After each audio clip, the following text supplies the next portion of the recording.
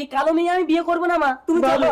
মাহারা, মেয়েটা আমার কালো বলে কেউ বিয়ে করতে চায় না। আমি সর্বস্ব বিক্রি করে এই বিয়ের ব্যবস্থা করেছি। যদি বিয়েটা না হয় আমি আত্মহত্যা। কালী, মেয়েটা আমার আত্মহত্যা করে নেবে।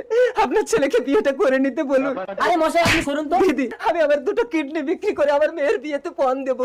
তার মানে তো অনেক টাকা। কালী মা, তুমি বেরিয়ে এসো, চলো আমার ঘরে নিয়ে গিয়ে তোমাদের বিয়ে দেবো। আর শোনো, কিডনি বিক্রি করে টাকাটা 5 দিনের মধ্যে আমার বাড়ি পৌঁছে দেবে। চল। তোমাকে বলেছি না আমার কোনো জিনিসে তুমি হাত দেবে না।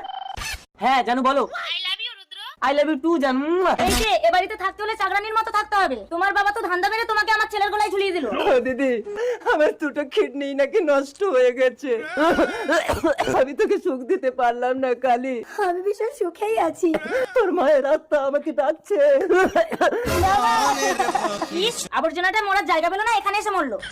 বাবা, এটা কি নতুন বৌমা? মাই লাভ।